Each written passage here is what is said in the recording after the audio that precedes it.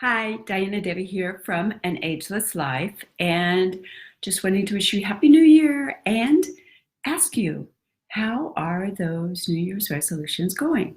It's been today is the 5th, and some people that I've talked to have actually had their New Year's resolutions drop off the map. They're not interested in doing them, and it's not so much that they're not interested, is that it's proven to be too difficult.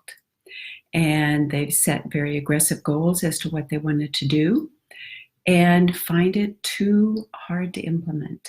So I want to talk to you today about things that you can do with your New Year's resolutions to make them easier, but also to ask you, did you include in your New Year's resolution something about healthy aging? It's a fact. We need to think about how we're going to age, because you've got two alternatives, right? Either you age or you don't. And when you don't, that means you're dead. So, it's kind of grim to think of it that way, but it's the truth. So let's think about it in the positive and say, hey, what am I doing to age healthily? So I know that New Year's resolutions can be difficult, and sometimes we need to take a step back and say, what is it that I really want? For example, some people will say, I want to lose 10 pounds or I want to lose 20 pounds. And that is a worthwhile goal and absolutely something that is attainable. However, the way that you go about it can make it extremely difficult. Or I want to exercise more, and in order to do that, I'm going to join a gym, and I'm going to say I'm going to go there 5 times a week, and all of those kinds of things. Not very realistic, because most of us don't have hours in our day, or even an hour extra in our day, to devote to something like that. So what I would suggest in the alternative is to have a phased implementation. And what I mean by phased implementation is I set a shorter term goal in order to get to where it is that I want to be in the longer term. So for example, for me this year, I have some things that I want to do over the year, but what I did was I said, okay, so I want to have a more varied physical activity because, as many of you know, I dance Argentine tango.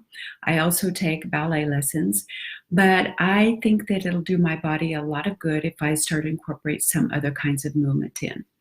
So I'm looking at, and I also do some weights and those kinds of things in my home, but I want something that's going to give me a little bit more variety and keep me interested, because if I have something that I'm interested in, I'm more likely to stick with it.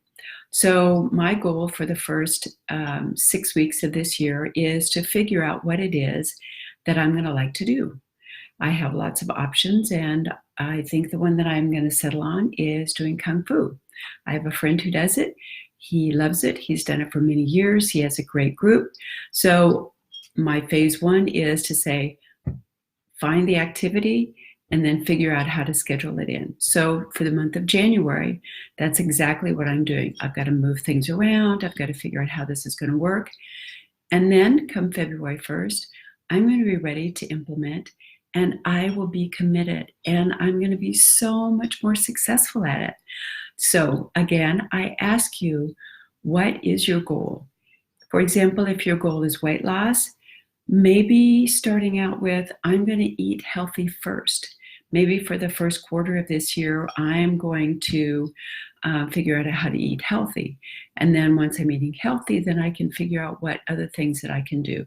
Generally speaking, I go with a philosophy of crowding out with regard to any habit, is pick something that is fun or new or that you want to do, and that will begin to push out the bad habits that you have.